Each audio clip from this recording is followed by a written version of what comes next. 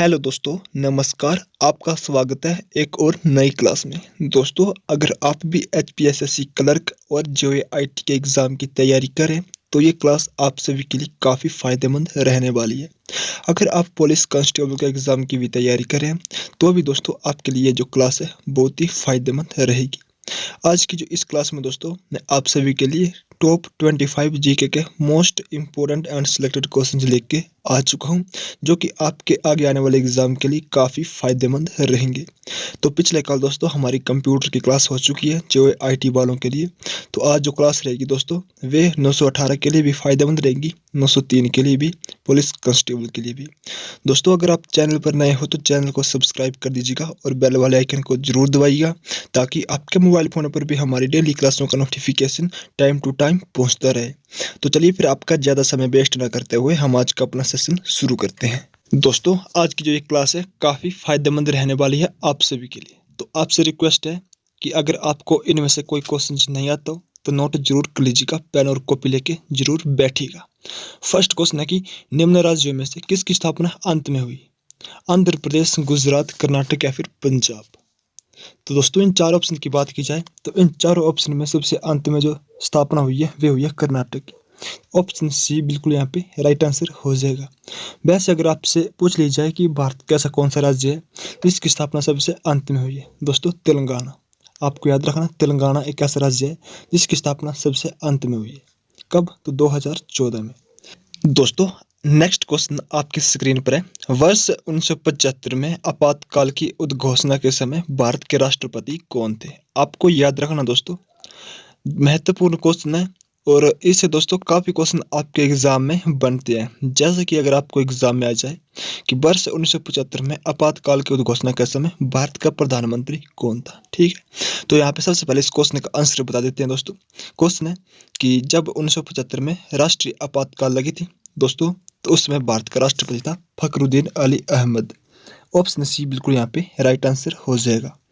अगर आपसे एग्जाम में क्वेश्चन आ जाए कि 1975 में जब राष्ट्रीय आपातकाल लगी थी तो उस समय भारत का प्रधानमंत्री कौन था, तो वे थी श्रीमती इंदिरा गांधी। कौन थी दोस्तों? श्रीमती इंदिरा गांधी। अब दोस्तों आपके एग्जाम में क्वेश्चन आता है कि भारत में पहली बार राष्ट्रीय आपातकाल कब लगी, तो 1962 में भारत चीन युद्ध के समय। दूसरी आपातकाल कब लगी दोस्तों? 1971 में। कब दोस्तों? 1971 में भारत पाक युद्ध के समय। और तीसरी लगी थी 1975 में, ठीक है। आपको एग्जाम में क्वेश्चन आता है कि भारत में अब तक राष्ट्रीय आपातकाल कितनी बार लग चुकी है, तो दोस्तों आपका आंसर रहेगा वहाँ पे 3 बार, ठीक है। कितनी बार? 3 बार। और दोस्तों राष्ट्रीय आपातकाल किस अनुच्छेद के तहत आती है, तो अनुच्छेद 352। आपको याद रखना दोस्तों, अनुच्छेद 352 के अंतर्गत जो वो राष्ट्रीय आपातकाल आती है। अब बात करते हैं फाइनेंशियल इमरजेंसी। दोस्तों फाइनेंशियल इमरजेंसी अगर आपके एग्जाम में क्वेश्चन है कि भारत में वित्तीय आपातकाल कितनी बार लग चुकी है, तो अब तक दोस्तों आपको बता दें कि भारत में वित्तीय आपातकाल एक बार भी नहीं लगी है। एक बार भी नहीं लगी है दोस्तों। और वित्तीय आपातकाल किस अनुच्छेद के तहत आती है, तो आपका आंसर रहेगा अनुच्छेद 360 के तहत आती है। दोस्तों आप इतना याद रख लीजिएगा, आपको 101% एक क्वेश्चन इन जो मैंने आपको एक्स्ट्रा फैक्ट बताए जरूर आपके एग्जाम में एक ना एक क्वेश्चन जरूर देखने को मिलेगा। उसके बाद अगला क्वेश्चन है कि भारत का उपराष्ट्रपति पदेन अध्यक्ष होता है, तो किसका होता है दोस्तों? आपको पता होगा, पढ़ा होगा क्वेश्चन पहले, अगर आप पहले से इस चैनल से जुड़े हैं तो। लोकसभा का, राज्यसभा का, नीति आयोग का या फिर नन ऑफ दिस। दोस्तों ये होता है राज्यसभा का। किसका? राज्यसभा का। ऑप्शन बी बिल्कुल यहाँ पे राइट आंसर हो जाएगा। आपको क्वेश्चन दोस्तों दूसरे तरह से भी घुमा के दे दिया जाता है कि राज्यसभा का पदेन अध्यक्ष कौन होता है, तो होता है उपराष्ट्रपति। आपको याद रखना है। चलिए दोस्तों उसके बाद नेक्स्ट क्वेश्चन की तरफ चलते हैं। तो नेक्स्ट क्वेश्चन भी आपकी स्क्रीन पर आ चुका है। स्वतंत्र भारत के प्रथम विधि मंत्री थे, कौन थे दोस्तों? The first law minister of independent India was, तो इसका राइट आंसर होगा BR अम्बेडकर, जिसे हम बोलते हैं भीमराव अम्बेडकर, ठीक है। नेक्स्ट क्वेश्चन है संसद के दोनों सदनों का संयुक्त अधिवेशन कौन बुलाता है? बहुत ही इंपॉर्टेंट क्वेश्चन है दोस्तों, काफी इंपॉर्टेंट क्वेश्चन, आप इसे मान के चल सकते हैं। तो कौन बुलाता है दोस्तों? तो इसका जो राइट आंसर होगा वो होगा भारत का राष्ट्रपति। ऑप्शन ए बिल्कुल यहाँ पे राइट आंसर हो जाएगा, द प्रेसिडेंट ऑफ इंडिया। उसके बाद नेक्स्ट क्वेश्चन है कि which of the following is not a constitutional organ. निम्न में से कौन सा संवैधानिक अंग नहीं है। तो दोस्तों कौन सा नहीं है, बहुत ही इंपॉर्टेंट क्वेश्चन है और काफ़ी बार आपके एग्जाम में आ भी चुका है दोस्तों, और आगे भी आने के काफ़ी चांसेस है। तो दोस्तों क्या होगा इसका राइट आंसर, तो इसका राइट आंसर होगा ऑप्शन डी, नीति आयोग। नीति आयोग जो है वो दोस्तों संवैधानिक अंग नहीं है, बाकी वित्त आयोग, चुनाव आयोग एंड अंतरराज्य परिषद जो है ये संवैधानिक अंग है। नीति आयोग की स्थापना कब हुई दोस्तों, नीति आयोग की स्थापना हुई थी 2015 में। इसका अध्यक्ष कौन होता है, इसका अध्यक्ष होता है भारत का प्रधानमंत्री। तो वर्तमान में जो नीति आयोग का अध्यक्ष है वे कौन है, तो वे है नरेंद्र मोदी, आपको याद रखना है। नीति आयोग से पहले नीति आयोग का नाम क्या था दोस्तों, तो उसका नाम था योजना आयोग। योजना आयोग को कब स्थापित किया गया, योजना आयोग को 1950 में स्थापित किया गया था। 1950 में पहली बार योजना आयोग की स्थापना हुई, तो उस समय योजना आयोग का अध्यक्ष कौन था, भारत का प्रधानमंत्री होता है। तो 1950 में कौन था भारत का प्रधानमंत्री, तो पंडित जवाहरलाल नेहरू। तो वो ही क्या थे, वो ही इस योजना आयोग के प्रथम अध्यक्ष थे। उसके बाद नेक्स्ट क्वेश्चन दोस्तों कि किस भारतीय राज्य का लिंगानुपात सबसे कम है। Which of the Indian state has lowest sex ratio.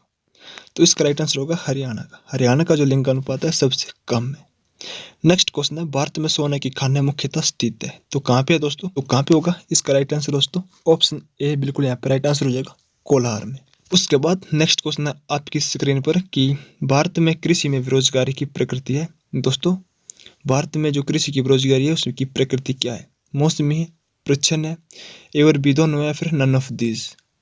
तो दोस्तों जो भारत में बेरोजगारी है वे मौसमी बेरोजगारी भी है और प्रच्छन्न बेरोजगारी भी है। ऑप्शन सी बिल्कुल यहाँ पे राइट आंसर हो जाएगा, बोथ ए एंड बी। अगला क्वेश्चन है भारतीय दाल अनुसंधान संस्थान स्थित है, तो भारतीय दाल अनुसंधान संस्थान है कानपुर में, option A right answer. Next question है the major aim of devaluation is to.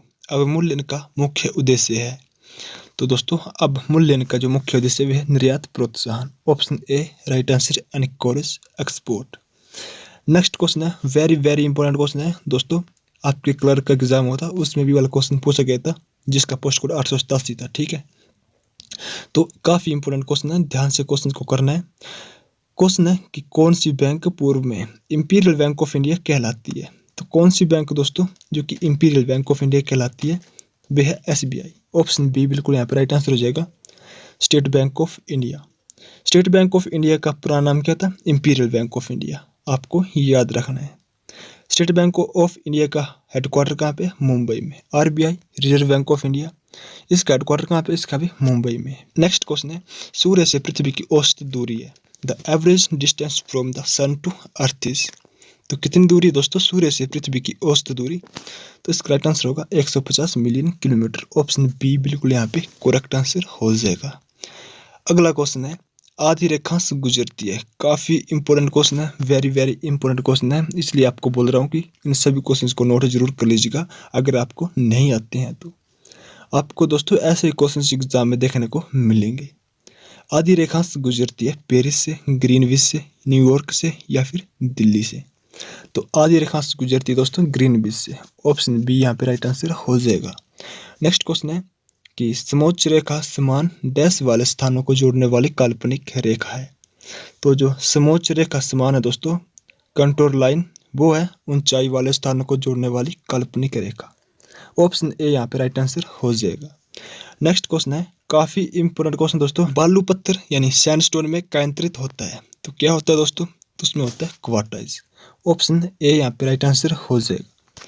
Next question है काफी इंपॉर्टेंट क्वेश्चन है दोस्तों, आपके एग्जाम में जरूर क्वेश्चन देखने को मिलेगा, एक गर्म समुद्री धारा से एक ठंडे समुद्री धारा से। तो गर्म समुद्री धारा और ठंडे समुद्री धारा आपको याद करके जाना है। Which of the following is a warm ocean current. तो जो गर्म समुद्री धारा है दोस्तों वह है कुरोशियो, क्या कुरोशियो गर्म समुद्री धारा है। अगर आपको आ जाए दोस्तों कि ठंडी समुद्री धारा, तो लेब्रोडार ठंडी समुद्री धारा है, ये भी ठंडी समुद्री धारा है, ठीक है। नेक्स्ट क्वेश्चन है कि समुद्री लवणता का मुख्य स्रोत है, major source of ocean salinity is. तो क्या है दोस्तों, ऑप्शन डी राइट आंसर हो जाएगा, ज्वालामुखी से राख। नेक्स्ट क्वेश्चन है फ्यार्ड किसके कारण उत्पन्न होते हैं। तो फ्यार्ड जो होते हैं दोस्तों वे हिम अपर्दन ग्लासिकल रीजन, ऑप्शन डी बिल्कुल यहाँ पे राइट आंसर हो जाएगा, हिम अपर्दन के कारण। अगला क्वेश्चन है, वातावरण गर्म हो जाता है, एटमोसफियर गेट हीटेड अप। तो कब होता है दोस्तों वातावरण गर्म? In the early morning, at midday, after midday, या फिर in the last evening. Atmosphere जब गर्म होता है दोस्तों तो वह होता है at midday. Option B यहाँ पे राइट आंसर हो जाएगा, मध्याह्न में। ठीक है। नेक्स्ट क्वेश्चन है कि निम्न में से कौन सा उष्णकटिबंधीय चक्रवात का उदाहरण नहीं है? उष्णकटिबंधीय चक्रवात का उदाहरण नहीं है दोस्तों टोर्नेडो, टाइफून, हरिकेन, ये तीनों क्या है? उष्णकटिबंधीय चक्रवात है। लेकिन जो नहीं है वह है नॉर्थ वेस्टर्स। ऑप्शन डी है राइट आंसर यहाँ पे हमारा हो जाएगा। ठीक है। नेक्स्ट क्वेश्चन है कि smog is a combination of. कोहरा किसका संयोजन है? दोस्तों जो कोहरा है वह धुआं और धूम कोहरा है। ऑप्शन ए राइट आंसर हो जाएगा, धुआं और धूम का। ठीक है। नेक्स्ट क्वेश्चन है, शंकुधारी वन क्षेत्र सुविकसित है कहाँ पे दोस्तों? कौन सी मिट्टी में? तो राइट आंसर होगा राख मिट्टी में। ऑप्शन ए राइट आंसर हो जाएगा। उसके बाद नेक्स्ट क्वेश्चन है कि झीलों का सुपोषण किसके संचयन का परिणामी प्रभाव है? तो किसके हो जाएगा दोस्तों? ये हो जाएगा नाइट्रेट और फॉस्फेट का। ऑप्शन सी राइट आंसर हो जाएगा। अगला क्वेश्चन है कि भारत की निम्न में से कौन सी नदी डेल्टा का निर्माण नहीं करती है?